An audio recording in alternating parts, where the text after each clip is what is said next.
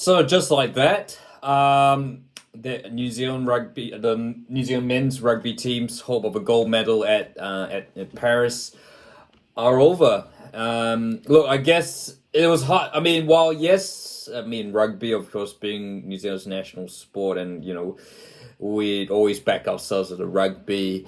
And our 17 had sort of been on a really good run going into the Olympics. But in spite of all these things, I guess it was kind of, it wasn't certain that we'd get a gold medal, although this was, but I mean, there was a really strong chance we'd get one. But as it is, we're not even going to make the semi-finals. After losing 14-7 to our biggest rugby rival, South Africa, the Blitzboks, in the quarterfinals today. Look, I mean, I guess it has to be said. For a couple of things there, we were, the Blitzboks who lost to the All Blacks. They needed to beat Japan to get in, and they finished third. And this is how they, this is how they got into the knockout rounds. The Blitzboks, defended extremely well, and and I guess the other thing was we were missing Narahoi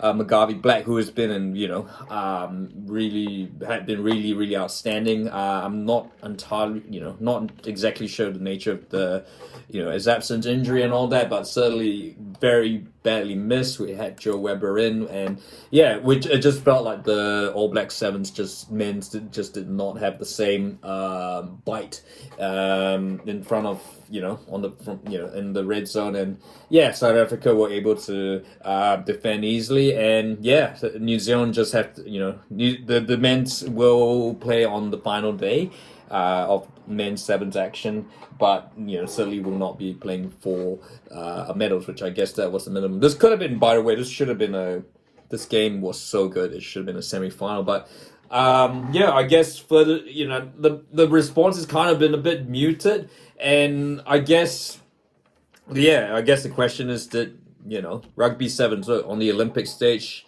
The reason why World Rugby IRB were trying to get rugby sevens into the Olympics was because it was a way to lift the profile rugby, and getting into the Olympics. Of course, it's the Olympics.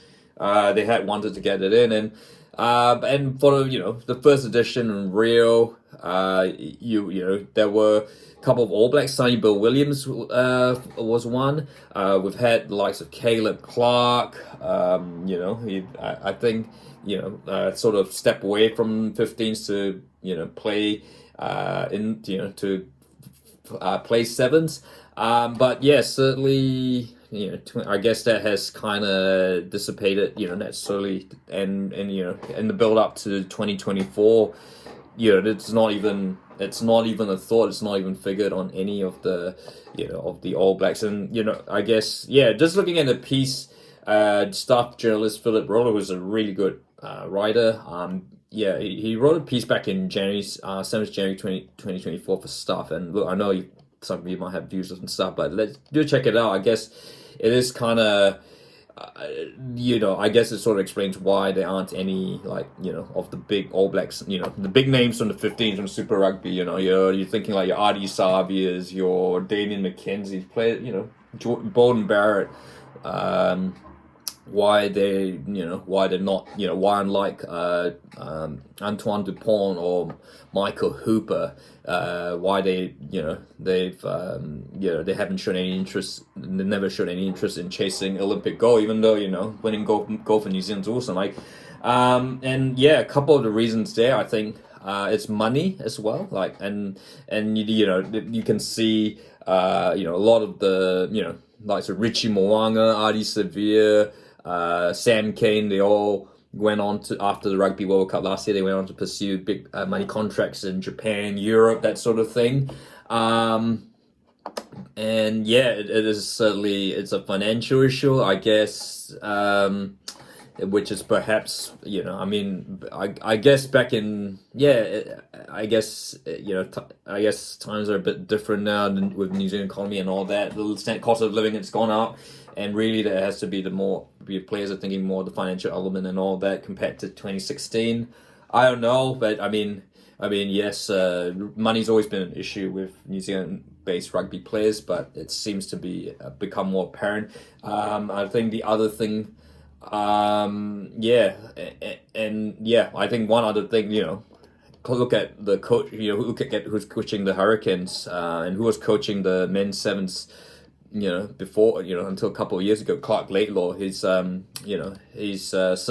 had ambitions. He's gone into the 15s and done, incredibly well at the Hurricanes. And so as a result, we're really left with, it's a lot of no names, out, I guess, I guess only really avid fans of the Sevens game would really know about them. I mean, okay, look, Scott Curry's a well-known name. McGarvey, and then McGarvey Black, all those guys. The thing is, so of course, I guess that's the point. The players, New Zealand Sevens team, I guess they are specialist sevens players, and they're just, they're barely known.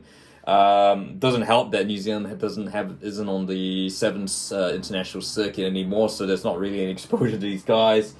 Which is quite crazy. And thinking back to the Commonwealth Games in 2010, you had guys like Ben Smith, an All Black like Ben, he's going to be I guess future All Black like Ben Smith, or you had quite a few players, who would go on to be All Blacks or were All Blacks at the time in the Commonwealth Games side. So I guess, yeah, so it is just, and I think this trend is certainly going to continue with the way things are. And to be honest, I think, look, I mean, for all the good intention, I mean, on principle, the idea of having a 15s, an All Black, having someone like Bowden Barrett, or Adi Savia, Rico Ioane, Akira Ioane. I mean, Rico and Akira Ioane have played sevens in the past.